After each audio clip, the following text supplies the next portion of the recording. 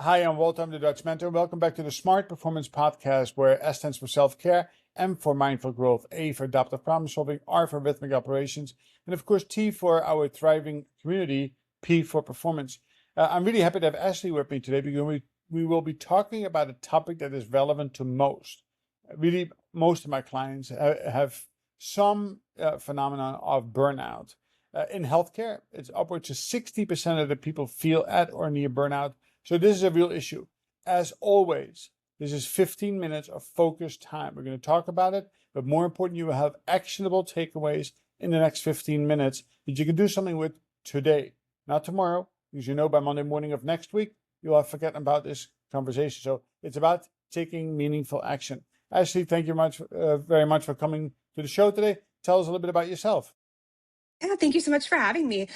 Yes, I am a psychotherapist, so I'm also in a healthcare space, and I too experience burnout and feel it because before becoming a therapist, I was an executive inside high stakes organizations for 13 years. And for a while, I juggled both of them and started to realize that the burnout I was living and experiencing in my executive role was the same thing I was seeing when I was sitting across the couch from my therapy clients. So now I work with high achievers on burnout and trauma, and then I scale up clinical diagnostic tools to help organizations and healthcare systems understand where these patterns perpetuate. So excellent. I'm happy that you made Yeah, that transition because there's thank lots you, of sir. help that needs to be on the mental health portion of it. But sadly, it is, and I usually run the parallel. I'm not a drunk. I'm not living in the street. I'm not doing drugs. I'm not doing alcohol. But there's a functional alcoholic, just like there's a functional Mm, professional, but yeah. still at burnout. So give me a good understanding, or to the audience, a good understanding, the ranges of burnout. And of course, it's always Mm, better to nip it in the bud early than late when you truly yeah. become symptomatic. But I want people to say, recognize, well, that is me. So give me a problem Yeah. statement around that. Yeah, burnout is an occupational phenomenon where the stress load becomes too much to bear. And I think the thing that people don't realize about burnout is it is a almost inevitable result of a pattern of relational behaviors. We're in relationship with each other, with your colleagues, with your managers, with your clients, with your constituents, but you're also in relationship with the systems and the processes around you. And when there's this gap between what was intended and yet how it's impacting you, as you say, you might not notice it until it feels you're way past the point. It can look like anxiety. It can look like depression. It can look like feeling disconnected from yourself. You're here, but you're not really here. You feel dissociative.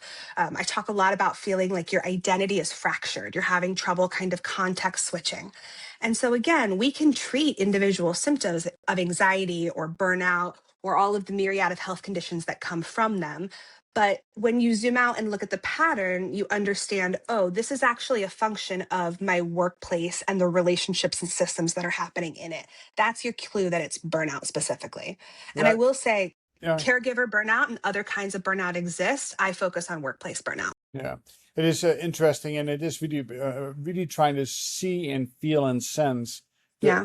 early symptoms of that, and that of course requires some deeper self-awareness in order to be able to say, hey, listen, one of the things that I recommend to my clients, or really to anybody, is that on Sunday at 3 o'clock, tell me how you feel.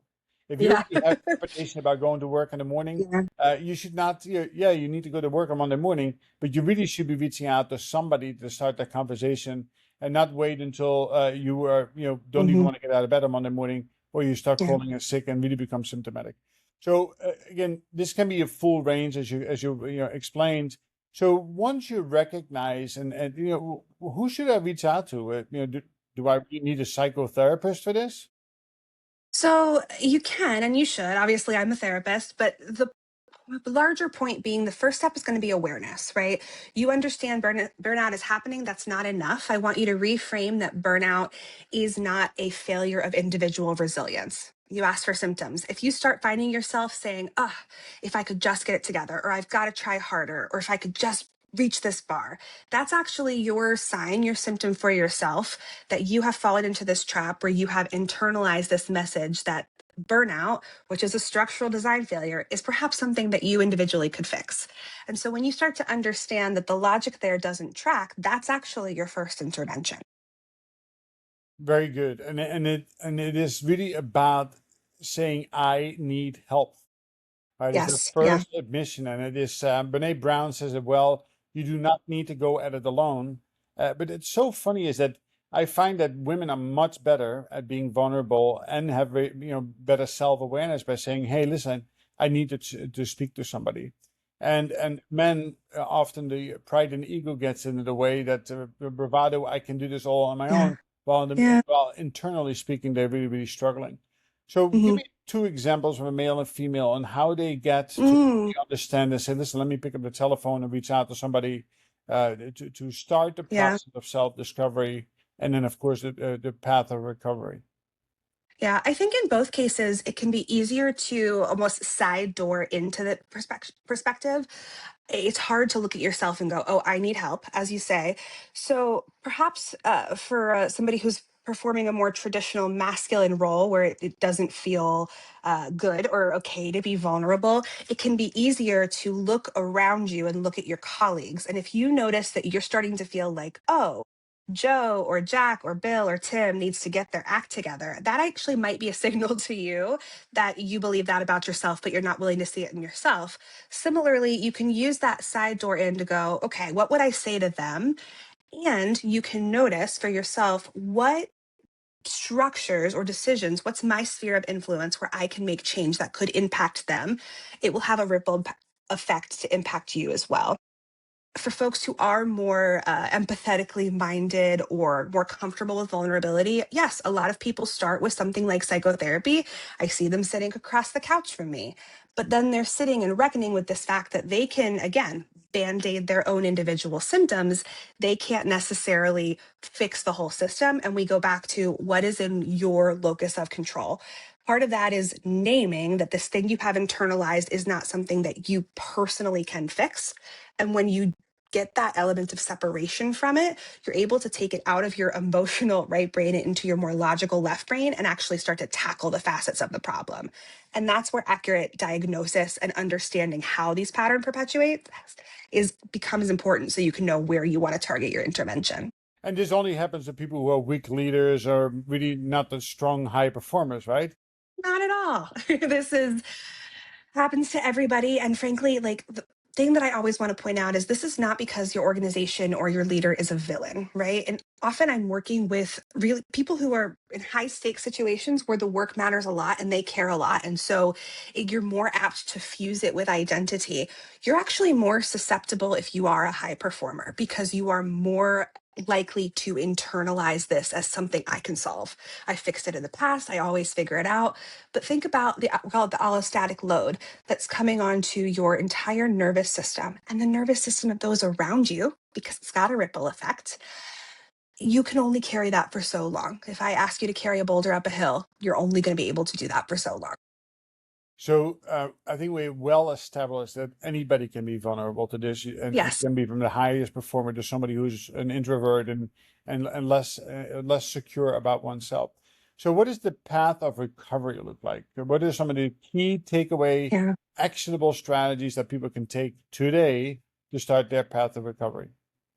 Yeah. So, like I say, the first part really comes from that place of both awareness and then accurate diagnosis. The act of understanding this is not something you'll be able to fix individually is itself an actionable tool. So, I want you to notice throughout the day, every time you catch yourself going, oh, if I could just catch up, or oh, if Joe Schmo could just figure that out. When you start to believe that problems are the result of an individual failing. I want you to zoom out and think about why are we not changing the process or the system? What can we change about this process or system that allowed this to be an inevitable, quote unquote, end result? So the framing itself as a tool that you can come back to during the day is the more you run it, the more you're going to build up your neural network of being able to see it through that lens. Once you're past that point, your next actionable tool is going to be diagnosis. So we'll talk a little bit later, but I have a tool on my website 2 minutes, 9 questions, and it asks in your organization, you intend one thing, the impact is like another. You rate yourself on these scales, and it tells you, okay, do you have a 30% gap? Do you have a 60% gap? Because the answers are going to be different depending on how large the gap is. It also breaks down your gap based on the mechanisms by which these maladaptive structures perpetuate, so you know specifically where to target. Yeah, and again, the key here to the audience is that do something, right? Ashley will share her website in a minute with us, but take this preliminary exam. Don't wait until you become symptomatic or did you start Yeah. having hair loss, which is not the root Yeah. cause of my hair loss, by the way. But Yeah. hair loss It's, is a real sign of late stress, and hormonal changes, which becomes problematic. And I've had plenty of clients who wonder why do I always have a bald spot? Well, if you go yeah. to the root cause of that, it often is something that is more dramatic. So I always remind people, just the 5 pillars of mental wellness, spiritual wellness, physical wellness, relational wellness, and financial wellness are those pillars. If any of them are eroding, that can cause and trigger other things to happen in life. So Yeah. how do you address not just the mental health piece of it, but Yeah. also the other three things that can certainly be very strong contributors to burnout and not feeling good Yeah. about the work you do? Well, I think you hit it on the nail, relational, right? I think it surprises a lot of people when I talk about burnout as a relational phenomenon, but we are creatures in relation to the systems that we operate in. So my work is actually founded on an evidence-based clinical diagnostic tool that explores those universal dynamics within all human systems and relationships. And you can be in relationship again to a manager, to your colleague, but also to the process. And when you start noticing there are actually predictive patterns, kind of like the way we would forecast the weather. It doesn't guarantee you're going to land in burnout, but it does make it more likely because we notice if A happens, then B is the result. So becoming familiar with those patterns, and I literally have scripts that exist on my Substack where I do a lot of this writing, and on my website as well, where you can start to understand, oh, we're actually in a recapitulation pattern right now. I know that's what's happening. And so I know what I need to do is fill in the blank. Okay, so give me the 1, 2, and 3 things that people can do today. So we know we have covered one is do the self-assessment or the assessment online. What's the second and third thing they can do for themselves today?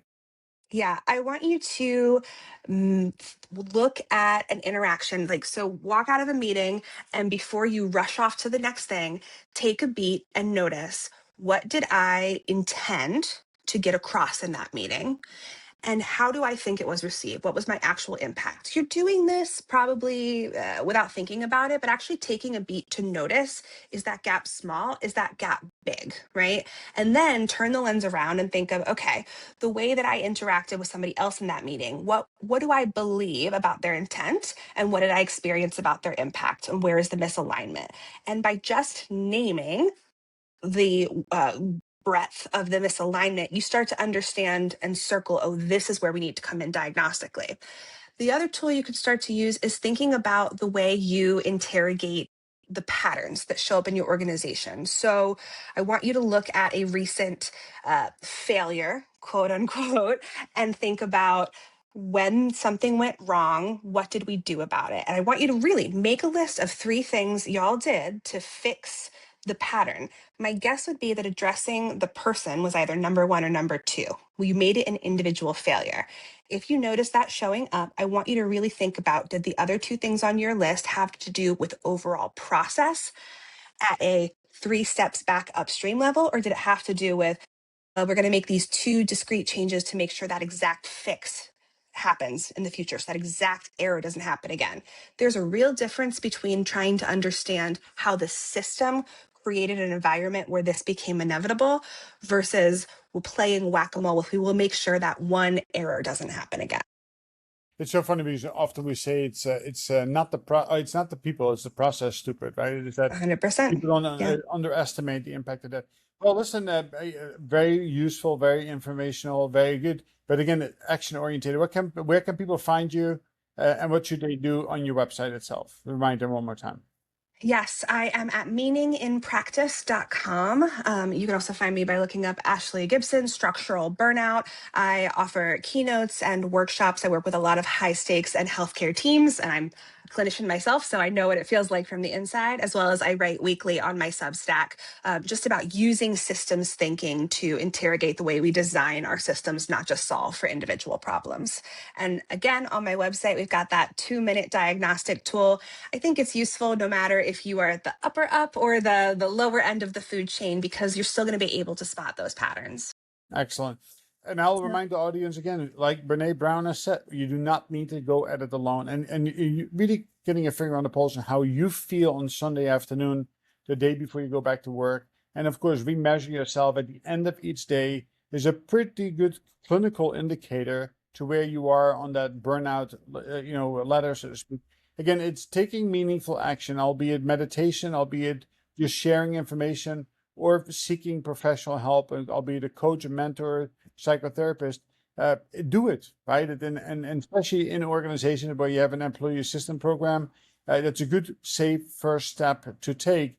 Just because you feel this way, that does not mean that you are weak, right? This just means that you recognize that you are at a point in life, for whatever reason, because that can be very individual, that you might need a little help along the way. Give me a parting thought or something that you would like to share. Yeah, I think if you can do one thing, it's that I want you to, on Friday afternoons, look at your whole week and identify, what did I communicate this week that I did not mean to, that I did not intend to. Because when you understand that that is the relational seed that will eventually cascade into burnout, that's where you can make actionable change before burnout shows up. Love it. An ounce of prevention, right, is worth its weight in Yeah. gold. This Yeah. is no different than I say. Listen, if anybody who goes to the Olympics, they didn't get there by chance, right? They got there by design. They work Hmm. with good coaches and mentors, and they Yeah. do preventative, so they prevent injury from taking place. Well, if you're a working professional, especially in healthcare, be preventative, right? Seek some help to learn some strategies on how you can stay off any of these burnout-like feelings. Because on the end of the day, most of us go into healthcare to take care of patients and to give them a better experience and higher quality, safe outcomes. Ashley, thank you very much for joining me today. To the Thank audience, you. it's good to be here. It's even better to listen, but it's even more important to take meaningful action, because without meaningful action and a little bit of measurement attached to it, it's unlikely that you will remember us by next week. Thank you very much, Ashley, and we'll talk soon again. Good luck with everything. Thank you so much.